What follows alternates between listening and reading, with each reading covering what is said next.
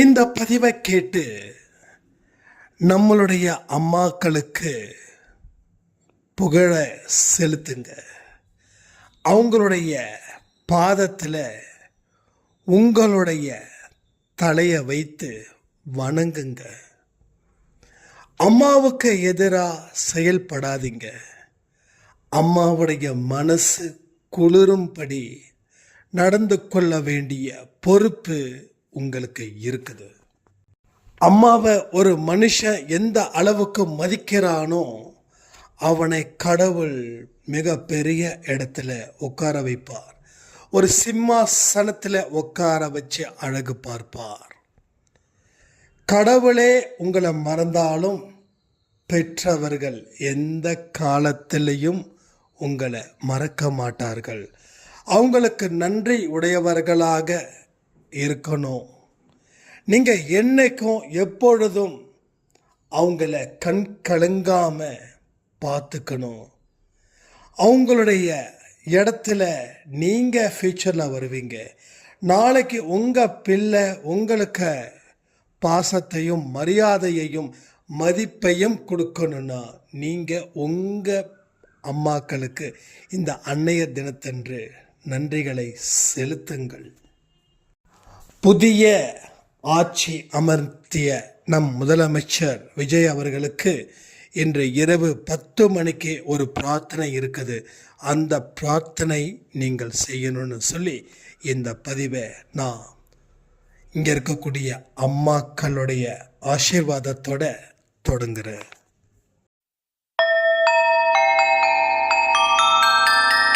ஓம் சாயிரா சாயிரா, ஓம் சாயிரா சாயிரா, ஓம் சாயிரா சாயிரா, அன்பே சாயிரா, பேரன்பே சாயிரா, அகிலம் தளிக்க ஆத்மா விழிக்க அனுதினம் சாயிரா, எங்கள் அன்பே சாயிரா.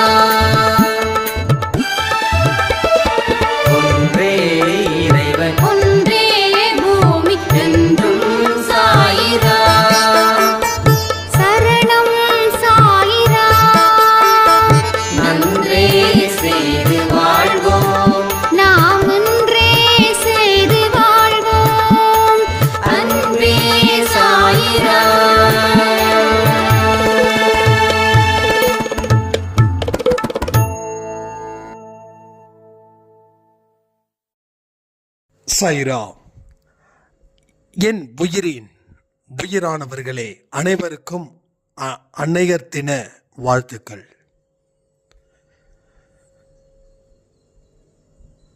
ஒவ்வொரு மனுஷனுடைய வாழ்க்கையிலையும் அம்மா எவ்வளவு இம்பார்ட்டன்ட் அப்படின்றத நான் சொல்லி தெரிஞ்சுக்க வேண்டிய அவசியம் உங்களுக்கு இல்லை.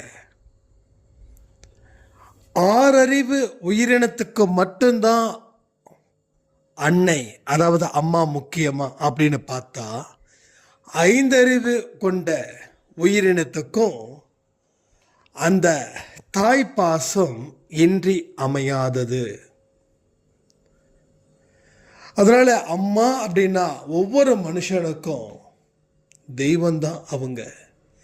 எனக்கும் சரி, உங்களுக்கும் சரி, உங்களுடைய அம்மாவுக்கும் சரி, உங்களுடைய அப்பாவுக்கும் சரி, தாத்தாவுக்கும் சரி, பாட்டிக்கும் சரி, அவங்க அம்மாவை நினைச்சா கண் கலங்காம டெஃபினட்டாக இருக்கவே முடியாது. நான் எல்லாம் தாய் பாசத்தில் நீந்துறவன். அம்மாவை சந்தோஷமாக பார்த்துக்கிறதுல நாம் என்னைக்கும் சிறப்பான பிள்ளைகளாக இருக்கணும் அப்படின்னு நினைக்கிறவன். அதையும் தாண்டி என்னுடைய வாழ்க்கையில் நடந்த ஒரு விஷயத்தை நான் இங்கே சொல்லணும்னு நினைக்கிறேன். என் கூட பிறந்தவங்க 3 பேர். அவங்க எல்லாரும் லைஃப்பில் நல்லா செட்டில்டு. பட் நம்ம வாழ்க்கையோ சூறாவளி, சுனாமி, புயல் எல்லாமே சேர்ந்து அட்டாக் பண்ணுது. ஒரு சைடில் கடனுக்கு மேலே கடன், மனசில் நிம்மதி இல்லை, உடம்புக்கும் முடியாமல் போகுது, கவலைகள் அதிகமாக இருக்கிறதால. சாவலாம் அப்படின்னு சொல்லி முடிவு பண்ணும்போது, நான் அதை அம்மா கிட்ட வேறு விதமாக சொல்லும்போது அவங்க என்ன பார்த்துக்கிட்ட விதம் அப்படின்னு ஒன்று இருக்குல்ல, அதை இப்போ நினைச்சா கூட என்னோட கண்ணு கலங்குது. நான் இன்னைக்கு உயிரோட இருக்கேன் அப்படின்னா அதுக்கு அம்மாவும் முழு முழு முழு காரணம். நம்ம வீட்டில் சில பேர் வந்திருக்கீங்க, அம்மாவை பார்த்துருக்கீங்க. ஒரு 10 வருஷத்துக்கு முன்னாடி அம்மாவுக்கு சர்ஜரி பண்ணாங்க. ஸ்டூலில் வீட்டை அந்த ஸ்லாபை துடைக்கும் போது கீழே விழுந்த உடனே இடுப்பில் அந்த எலும்பு ப்ராப்ளம் ஆயிடுச்சு, ஃப்ராக்சர் ஆயிடுச்சு. அதுக்கப்புறமா அங்கே பிளேட் வச்சாங்க, ஆப்ரேஷன் பண்ணாங்க. அதுக்கப்புறம் நடக்கிறது கொஞ்சம் ரொம்ப கஷ்டமாக இருந்தது. பட் அம்மாவுடைய அந்த முயற்சி, அந்த மன வலிமை, அது அவங்களை காப்பாத்துச்சு. அப்போது நாங்கள் ஈரோட்டில் இருக்கும்போது திடீர்னு 12-1 மணிக்கு மேலே என்னோட ரூமு, கீழே அம்மா அப்பா தூங்குற ரூமு, அந்த 1-1:30 மணி இருக்கும். மேலே ஏறி கதவை தட்டி டேன்னு கூப்பிடுவாங்க. என்னம்மாண்ணா, கீழே வாடா காஃபி சாப்பிட்லாம் அப்படின்வாங்க.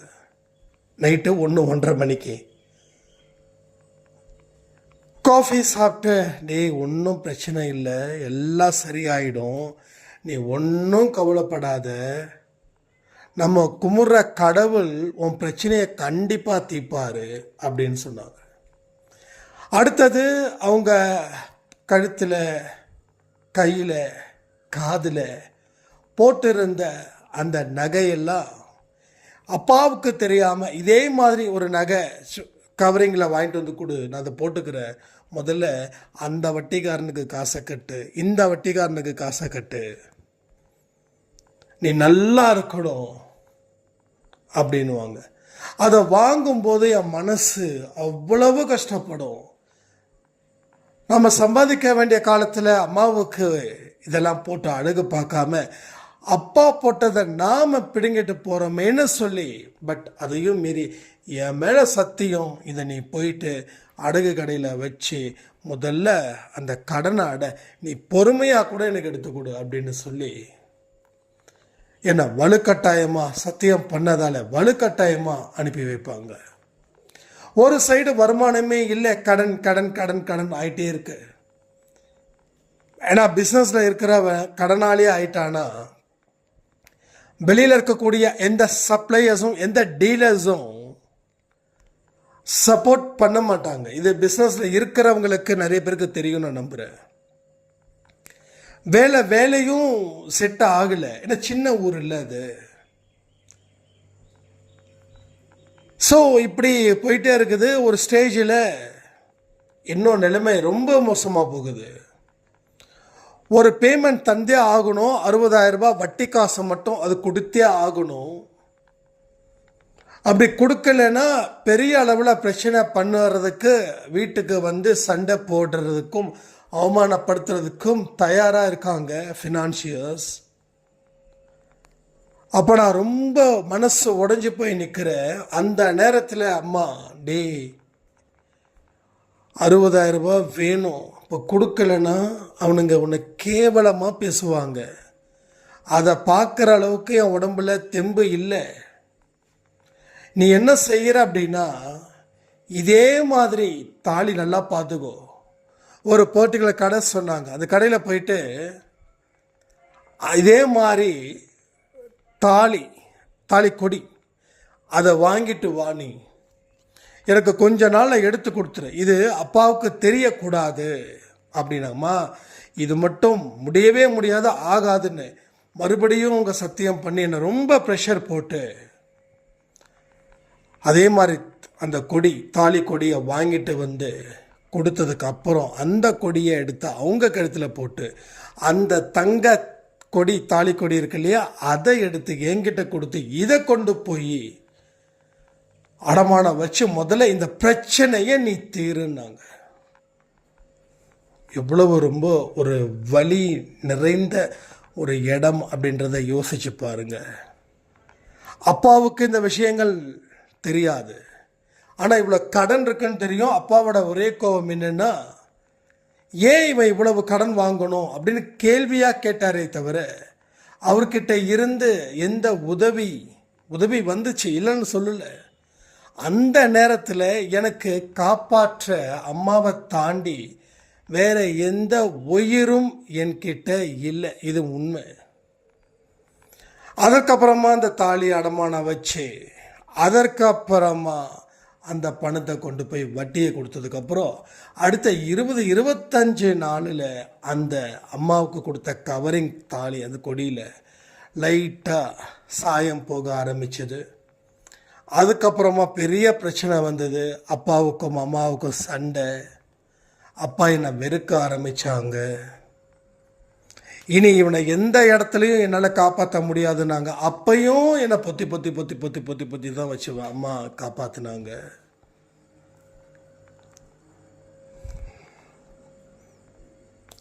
அதற்கப்புறம் பயங்கரமான ஒரு வெறி. இன்னைக்கு கூட இந்த ஷார்ட்ஸில் போகக்கூடிய ஒரு வார்த்தையும் என்னுடைய வலியும் என்னுடைய சந்தோஷமும் என்னுடைய வழிகாட்டுதலுக்கும் ஏற்படுத்தக்கூடிய வார்த்தைகள் தான். அடி மேலே அடி விழுந்தவன் 10% முயற்சி பண்ணா 100% வெற்றியை எட்ட முடியுன்ற வார்த்தை எப்படி எனக்கு தெரியும்னா, நான் விழுந்தேன் அடி மேலே அடி. இன்னைக்கு சொல்ற ஒரே விஷயம்தான், என்னுடைய அம்மாவும் அப்பாவும் வாழும் போதே அவங்க முன்னாடி நல்ல வாழ்க்கையை வாழணும்.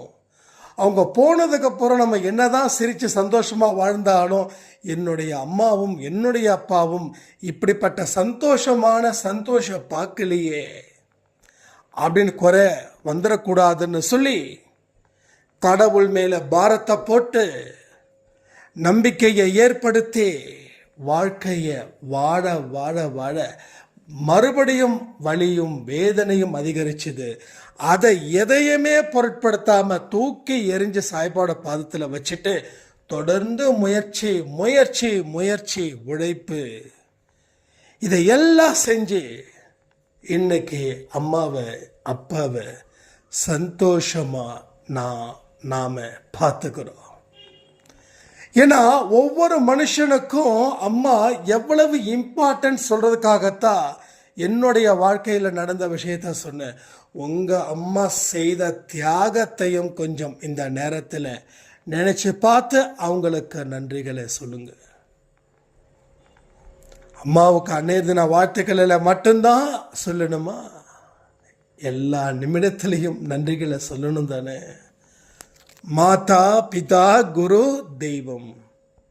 இன்னொன்று சொல்லுவாங்க, அம்மாவை நல்லா பார்த்துக்கிறவன் பொண்டாட்டியையும் நல்லா பார்த்துப்பான். ஆனால் சில இடத்துல அம்மாவை கை ஓங்குறதும் அம்மாவை அசிங்கப்படுத்துறதும் அம்மாவை அழ வைக்கிறதும் இருக்கக்கூடிய மனுஷங்களும் இருந்துக்கிட்டு தான் இருக்காங்க. அவங்களுக்கெல்லாம் எப்பேற்பட்ட பாவம் வரும் தெரியுமா? தனக்கு ஒரு குழந்தை இருக்க, அந்த குழந்தை அழகான ஒரு அற்புதமான ஒரு பாடத்தை அது நிகழ்த்தி தருங்க. அன்பே சாயில ஒரு பெரிய எக்ஸ்பீரியன்ஸ் ஒரு வயசான அம்மா தன்னுடைய மருமகளோட பேச்ச மகன் கேட்டு, அதாவது தன்னுடைய பையன் தன்னுடைய மனைவியை கேட்டு இந்த அம்மாவை அநாத ஆசிரமத்தில் சேர்த்து விட்டுட்டான். அந்த இடத்துல இருந்து அந்த அம்மா கஷ்டப்பட்டு அழுது கிட்டத்தட்ட 2-3 வருஷம் ஆகுது. அந்த அம்மா அவங்க கணவரை இழந்துட்டாங்க. இவங்களை என்னால் பார்த்துக்க முடியாது, எனக்கே ரொம்ப கஷ்டம், இருக்க இடம் இல்லை அப்படின்னு சொல்லி அந்த அம்மாவை இவங்க வலுக்கட்டாயமாக ஒரு அநாத ஆசிரமத்தில் சேர்த்து விட்டாங்க. இது இப்போ ரீசெண்ட் இல்லை, இன்னைக்கு இது கிட்டத்தட்ட எப்பயோ நடந்தது. ஐ திங்க் ஒரு 6-7 வருஷத்துக்கு முன்னாடி. அவங்க சொன்னது 2 வருஷத்துக்கு முன்னாடி. ஆனால் தன்னுடைய மகன் 5 வருஷத்துக்கு முன்னாடியே என்னை இப்படி பண்ணிட்டான்ப்பா நம்ம ஏதோ அன்பே சாயில் ஒரு ஆடியோ கொடுத்துருந்தோம் அம்மாவை பற்றி நம்ம பேசும்போது. அப்போது ஒருவேளை போன வருஷம் அன்னைய தினத்துக்கு பேசியிருப்போமோ, இல்லை அதுக்கு முந்தின வருஷம் அன்னைய தினத்துக்கு பேசியிருப்போமோ, இல்லை நம்ம எப்போ பார்த்தாலும் அம்மா பற்றி ஜாஸ்தி பேசி தானே இருக்கோம், ஏதோ ஒரு இதில் பேசியிருப்போம்னு நினைக்கிறேன், சரி ஞாபகம் இல்லை. ஸோ அனுப்பிட்டாங்க. என்ன ஆச்சு, இப்போ ரீசண்டாக ஒரு 1 இயருக்கு முன்னாடி அவங்க குழந்தைங்க இவங்களை எங்க அவங்க அம்மாவை அனுப்புனாங்களோ அதே இடத்துல அவங்க அனுப்பிட்டாங்க. ஸோ உனக்கு என்ன நீ விதைச்சியோ அதுதான் விளையோ, விதைக்காதது விளையாது. நீ என்ன செடி நடுற, ரோசா, மல்லிகைப்பூவா இல்லை அரளிப்பூவா, எதை விதைக்கிறையோ விதை அதுதான் வரும், வேற எதுவும் வராது. உன்னுடைய அம்மாவுக்கு நீ எப்படி அநியாயம் செய்தியோ அதே போல உன்னுடைய குழந்தை உனக்கு அநியாயம் செய்வார்கள்.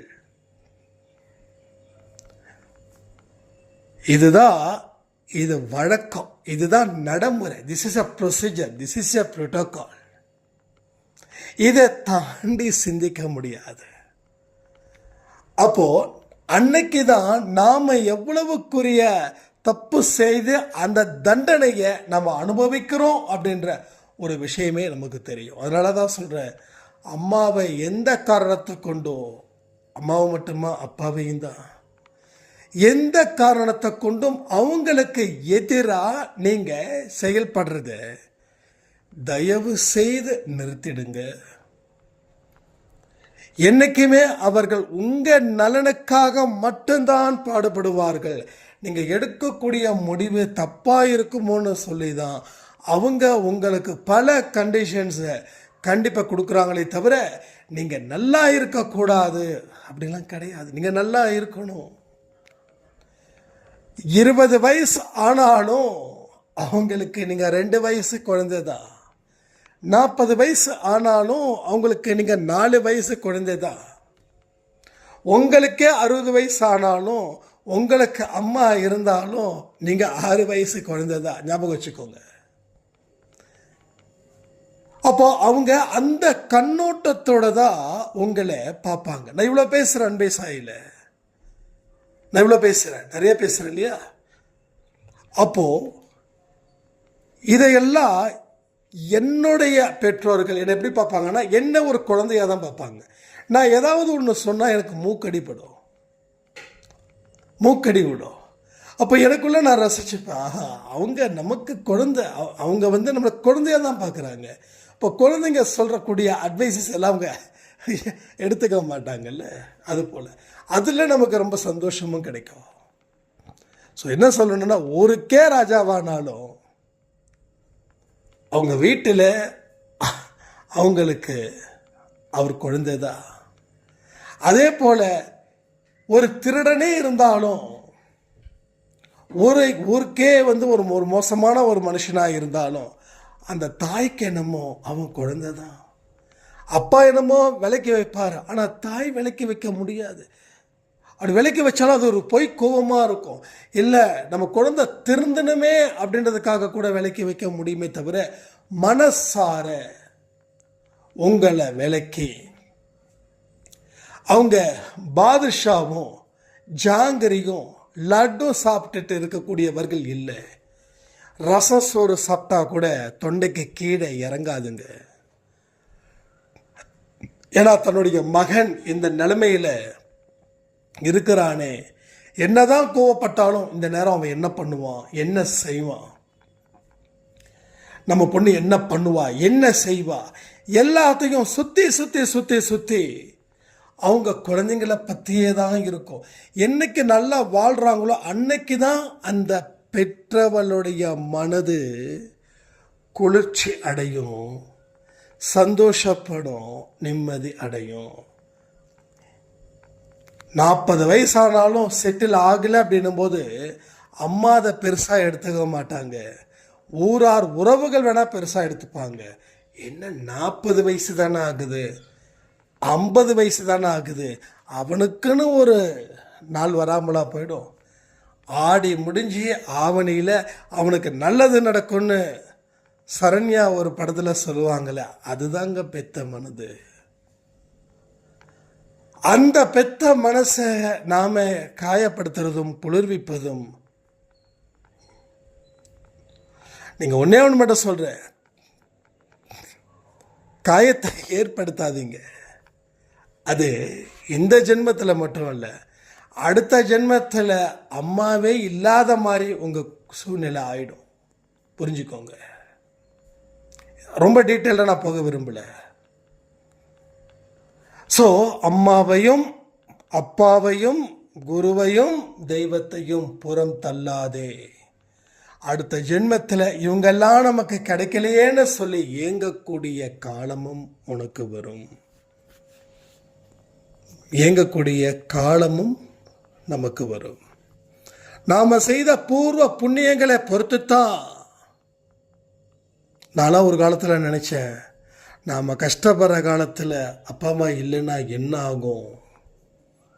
ஏதோ ஒரு இது ஒன்று படித்தேன், அம்மா அப்பா இருக்கும்போதே நீ முன்னேறிடு, அம்மா அப்பா போனதுக்கப்புறம் நீ முன்னேற முடியாதுன்னு. அவ்வளோ அருமையான அற்புதமான வார்த்தை. ஏன்னா அம்மாவும் அப்பாவும் கை கொடுப்பது போல் வேறு எந்த உறவும் கை கொடுக்காது. எந்த உறவும் கை கொடுக்காது. கஷ்டப்படுற காலத்திலேயே நீ முன்னேறிடு. அதாவது அம்மா அப்பா உயிரோட இருக்கும் போதே நீ எப்படியாவது கஷ்டப்பட்டாவது முன்னேறிடு. இதெல்லாம் இழந்தவங்களுக்கு தெரியும். உயிரோட அம்மா அப்பா இருக்கிறவங்களுக்கு அவங்க அருமை பெருமை சத்தியமா தெரியாது. இழந்து நிற்கிறோமே அவங்களுக்கு இப்போ இந்த பதிவில் சொல்லக்கூடிய ஒரு வார்த்தையும் அவங்களுக்கு கண்ணீர் வரும். மனசில் அவ்வளவு குமுறல் டெஃபினட்டாக இருக்கும்.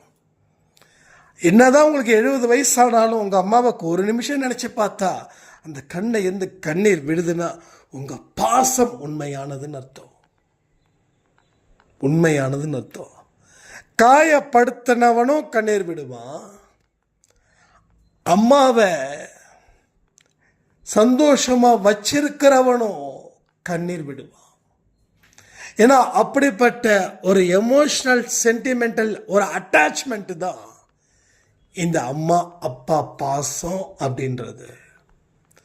அப்போ இந்த அன்னையர் தின வாழ்த்துக்களில் இந்த பதிவை கொடுக்கும் போதே எனக்குள்ள ஒரு பெரிய ஒரு சந்தோஷமும் ஒரு எமோஷனலும் எனக்குள்ள இருக்குதுங்க.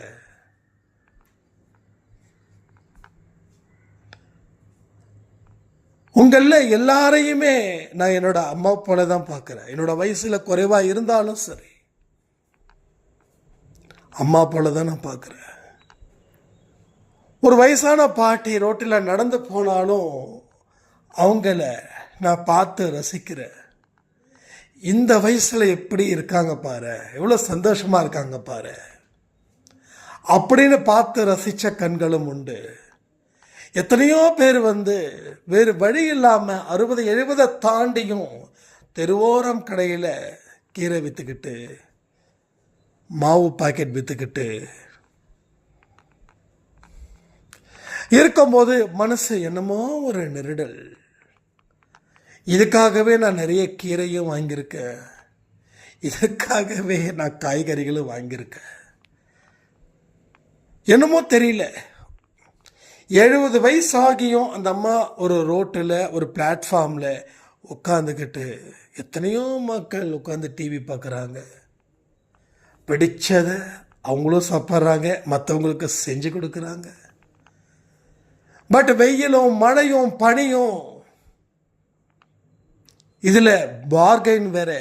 ஒரு பெரிய கடைக்கு போனால் பார்கெயின் பண்ணக்கூடிய அது நம்ம மனசு இல்லை. ஆனால் இந்த மாதிரியா ஒரு அம்மாவோ ஒரு அப்பாவோ வயசானவங்க இருக்கும்போது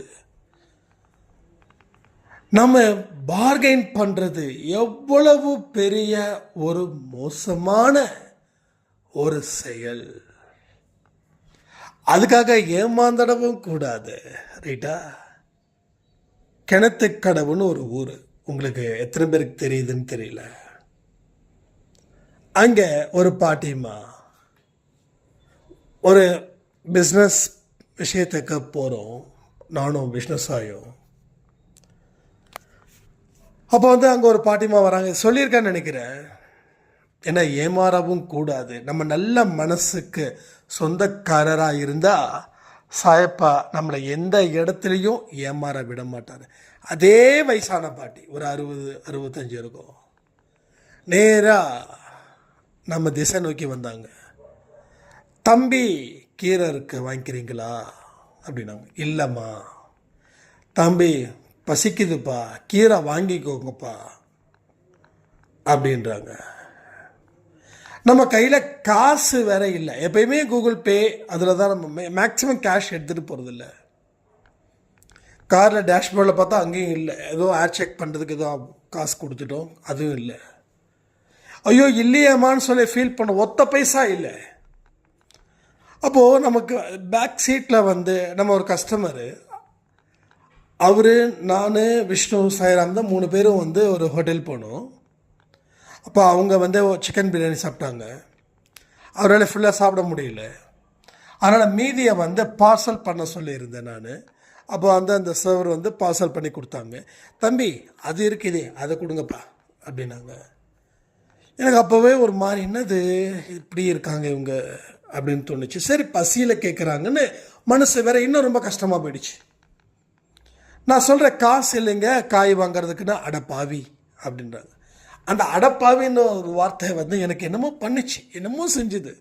ஆனால் அதையும் தாண்டி பசிக்குதே அப்படின்னும்போது, சரி வேறு யாருக்கிட்டையாவது கூகுள் பேயில் இருந்து கேஷை அவங்களுக்கு அனுப்பி அவங்கக்கிட்ட கேஷாக வாங்கி நாம் இந்தாங்க காயெலாம் வேண்டாம், ஒரு 200 பிடிங்க, நல்லா சாப்பிடுங்கன்னு சொல்லி பிளான் பண்ணலான்னு சொல்லி பிளான் பண்ணால், அதே மாதிரி ஒரு மனுஷன் ஆப்போசிட்டில் ஒரு பத்திரப்பதிவு ஆஃபீஸு அங்கே வந்து, சார் மாதிரி வயசானவங்க சாப்பாடு கேட்குறாங்க, எங்கள் கையில் காசு இல்லை, உங்கள் கூகுள் பே நம்பர் கொடுங்க, நான் உங்களுக்கு 200 அனுப்புகிறேன், நீங்கள் கேஷாக கொடுங்கன்னா, ஓகே தம்பி இந்தாங்க தம்பி அப்படின்னு சொல்லி அவர்கிட்ட வாங்கிட்டு இப்படி திரும்பி பார்க்குறோம். அந்த பாட்டிமா வேகமாக போகிறாங்க.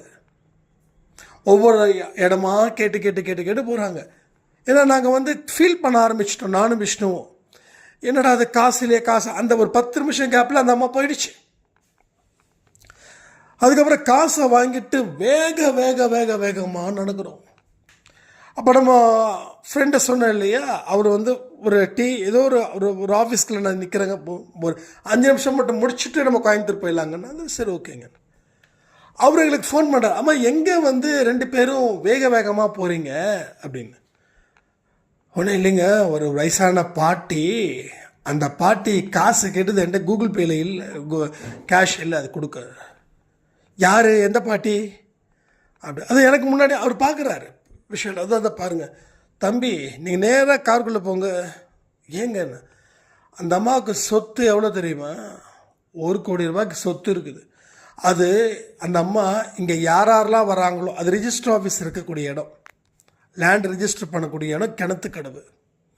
இங்கே யாரெல்லாம் வராங்களோ அவங்க கிட்டலாம் ஒரு நாளைக்கு அந்த அம்மா 20 பேர்கிட்ட 100-200 வாங்கி ஒரு நாளைக்கு 2000 இருந்து 3000 சம்பாதிக்குது. போங்க தம்பி போங்க அப்படின்னா அப்படி தூக்கி போட்டுச்சு. என்னடா அது இப்படியும். ஸோ அப்படியும் இருக்கிறாங்க, புரியுது அவங்களுக்கு? ஸோ நமக்கு தெரியும் நம்ம ஏமாறுறோமா ஏமாறலையான்னு தெரியும். அது நம்மளுடைய அறிவை பொறுத்து, அதுக்கு நான் கேரண்டி கிடையாது. பட் இப்படிலாம் நடக்குது. ஏன்னா இன்னைக்கு வயசானவங்கன்ற பேரில் வயசானவங்களாக பார்த்து நிறைய வெளிமக்கள் எல்லாம் யூஸ் பண்ணிக்கிறாங்க. நிறைய அந்த தீரன் அதிகாரம் ஏதோ ஒரு மூவி, கார்த்தி ஆக்ட் பண்ண மூவி. பட் அந்த மாதிரியான சம்பவங்களும் நிறைய இருக்குது. ஸோ அதனால் பார்த்து பண்ணணும், ஜாக்கிரதையாக பண்ணணும். இல்லைன்னு வச்சுக்கோங்க எல்லாம் பிரச்சனையாயிடும். ஏன்னா இது கலியுகங்க. இந்த யுகத்தில் நிறைய நல்லது எந்த அளவில் இருக்குதோ அதை விட கெட்டது 2 மடங்கு ஜாஸ்தி. நல்லதை விட கெட்டது 2 மடங்கு ஜாஸ்தி. So be careful. அதனால் நம்ம வீட்டில் இருக்கக்கூடிய பெரியவர்களுக்கு தர வேண்டிய மரியாதையை நாம் கொடுப்போம். கடவுளுடைய ஆசீர்வாதத்தை கூட கூடையா அள்ளுவோமே. விதைச்சது கம்மி, அறுவடை அதிகமாக இருந்தால் சந்தோஷமா இல்லையா? யாருக்கும் சந்தோஷமா இருக்குது? விதைச்சது கம்மி ஆனால் அறுவடை பண்ணது ஜாஸ்தின்னு. அப்போ அப்படிப்பட்ட தாட் இருந்துச்சுன்னா எல்லாரையும் மதிங்க, எல்லாருக்கும் உதவி செய்யுங்க, நல்ல வார்த்தைகளை பேசுங்க. ஆனால் ஏமாந்துடாதீங்க, வெளி மக்கள்கிட்ட ஏமாந்துடாதீங்க. அதே போல் நம்ம அன்பே சாயில் முத்துசெல்வி சாய்ராம் நம்ம அன்பே சாய் குடும்பத்துக்கு தேங்க்ஸ் பண்ண சொன்னாங்க. அவங்க ஃபார்மர், அவங்களுக்கு விவசாயம் நல்ல செழிப்போட இந்த வருஷம் எங்களுக்கு அமைஞ்சிருக்குது. அதனால் பிரார்த்தனை செய்த அத்தனை பேருக்கும் நன்றிகளை சொல்லிடுங்கன்னு சொன்னாங்க. ஸோ கடவுளுக்கும் சாயப்பாவிற்கும் நன்றி, விவசாயிகளுக்கும் நம்மளுடைய மனமார்ந்த நன்றி. அதே போல் நாட்டு நடப்பு கொஞ்சம் பேசிடலாமா? ஸோ இன்னைக்கு என்ன நடந்துச்சுன்னு தெரியும். முதல்வர் விஜய் அவர்கள் நல்லபடியாக ஆட்சி நடத்தணும், இந்த ஆட்சியில் எந்த விதமான குளறுபடிகளும் ஊழல் குற்றச்சாட்டுகளும் இருக்கக்கூடாதுன்னு சொல்லி இன்னைக்கு எல்லோரும் நைட்டு 10 மணிக்கு நாம் பிரார்த்தனை செய்வோம். ஆனால் இன்னைக்கு அவர் கொடுத்த முதல் கையெழுத்துன்னு சொன்னாங்க, மொத்தம் 3. அந்த 3ல் 3மே ரொம்ப பெஸ்ட்டு. ஆனால் செகண்டும் தேர்டும் ரொம்ப ரொம்ப சூப்பர். பெண்களுக்கு நடக்கக்கூடிய பிரச்சனைகளை கண்டிப்பாக இந்த ஆட்சியில் அதை தீர்க்கணும், அதற்கு ஏற்ற சட்டத்தை கொடுக்கணும், தண்டனையை கொடுக்கணும், அதற்கு ஏற்ற மினிஸ்ட்ரி நல்ல பக்காவாக இருக்கணும். அடுத்தது போதை. இது பெரிய அளவில் பிரச்சனைகளாக இருக்குது தமிழ்நாட்டில். நான் முன்னாடி ஆட்சி செஞ்சவங்கள நான் குறை சொல்லலை, கொஞ்சம் கவனக்குறைவாக இருந்துட்டாங்களோன்னு தான் நம்ம சொல்லணும். ஏன்னா யாரையும் குறை சொல்லக்கூடிய பழக்கம் நமக்கு இல்லை. ஆனால் வரக்கூடிய ஆட்சி, அது எந்த ஆட்சியாக இருக்கட்டும், இங்கெல்லாம் சில பேர் இல்லை நீங்கள் என்ன விஜய்க்கு மட்டும் இப்பெல்லாம் இல்லைங்க, எனக்கு மாற்றம் ஒன்று வேண்டும், அவ்வளோதான். நான் அடிக்கடி அன்பே சாயலோட முக்கியமான லாஜிக்கே மாற்றம் ஒன்று வேண்டும். மாற்றத்தினால்தான் வாழ்க்கையில் அடுத்த கட்டத்துக்கு நாம் போக முடியும்னும் போது இந்த நாடும் அடுத்த கட்டத்துக்கு போகணும். ஒருவேளை அவங்க தப்பு பண்ணிட்டாங்க அப்படின்னா கண்டிப்பாக அடுத்த ஆட்சி அவங்களுக்கு இல்லை, அவ்வளோதான். பாபா படத்தில் ரஜினி ஒரு விஷயத்த சொல்லுவார். அப்போ அங்கே இருக்கக்கூடிய கட்சி தலைவரெல்லாம் இவர்கிட்ட இருக்கக்கூடிய ஒரு மந்திரத்தை, நீ இந்த மந்திரத்தை எனக்கு கொடு, அப்போ தான் நான் வாழ்நாள் முழுவதும் முதல்வராக இருக்கணும் அப்படின்னு சொல்லுவாங்க. அப்போது ரஜினி சொல்லுவார், நீங்கள் ஆட்சி ஒழுங்காக பண்ணால் உங்கள் ஆட்சியை மக்கள் ஏன் புறக்கணிக்க போகிறாங்க? ஆட்சியை நீங்கள் நல்லபடியாக செய்யுங்க, மக்கள் என்றைக்கும் உங்கள் கூட இருப்பாங்க, என்னோட உதவி உங்களுக்கு தேவையே இல்லை, மக்களே உங்களுக்கு உதவிகரமாக பக்க பலமாக இருப்பாங்கன்னு. ஒன்று தான், யாரையும் நம்புறதும் இல்லை நான், அதே போல் யாரையும் நம்பாமல் இருப்பதும் நான் இல்லை. புரியுதுங்களா? ஸோ இவர்கிட்ட குறை இருக்குதுன்னா அப்போ இதுக்கு முன்னாடி இருக்கக்கூடிய ஆட்சியாளர்களுக்கிட்டையும் தனிப்பட்ட வாழ்க்கையில் குறை இல்லையா? ஸோ புரிஞ்சுக்கணும், என்றைக்குமே அன்பே சாய் குடும்பத்தில் இருக்கிறவங்க பரந்த மனசை கொண்டவர்களாக இருக்கணும். அதாவது ஒரு வெள்ளை பேப்பரு கருப்பு புள்ளி என்னடா தெரியுதுன்னா கருப்பு புள்ளி இருக்குதுன்னு தெரியுதுன்னு. அப்போ தம்மா துண்டு புள்ளி தெரியுது, கண்ணுக்கு தெரியுது, அந்த வெள்ளை ஷீட்டு கண்ணுக்கு தெரியலையா? இதான் கணக்கு. அதனால் ஆட்சி நடத்தட்டும், நல்லபடியாக நடத்தட்டும். எங்கே குறை இருக்குது நம்ம உடனே வேண்டாம், யாரையும் பகைச்சிக்கவும் வேண்டாம், யாருடைய அவங்கள நம்ம தலையில் உட்கார வச்சுக்கவும் வேண்டாம். அவங்க பாட்டுக்கு வேலை பார்க்கட்டும், நாம் நம்ம பாட்டுக்கு வேலை பார்ப்போம். நாம் நாட்டுக்கு நல்ல குடிமகனாக இருக்கிறோமா? நாம் வீட்டுக்கும் நாட்டுக்கும் நல்ல பெயரை எடுத்து தரோமா? இதை மட்டும் நாம் சிந்திச்சா போதும். ஓகே, அப்புறம் அடுத்த 5 வருஷம் கழிச்சு ஆட்சி வரும். அப்போது இவங்க நல்லபடியாக ஆட்சி பண்ணாங்கன்னா இவங்களுக்கு ஓட் பண்ணுவோம். இல்லை இவங்க பண்ணலைன்னா ஆட்டோமேட்டிக்காக அப்போ நமக்கு என்ன தோணுதோ அப்போ பண்ணுவோம். அவ்வளோதான். யாரையும் எந்த ப்ரெஷரும் கொடுக்கல. ஸோ மாற்றம் கண்டிப்பாக ஒன்று வேண்டும். அவ்வளோதான். இதுதான் என்னோட லாஜிக்.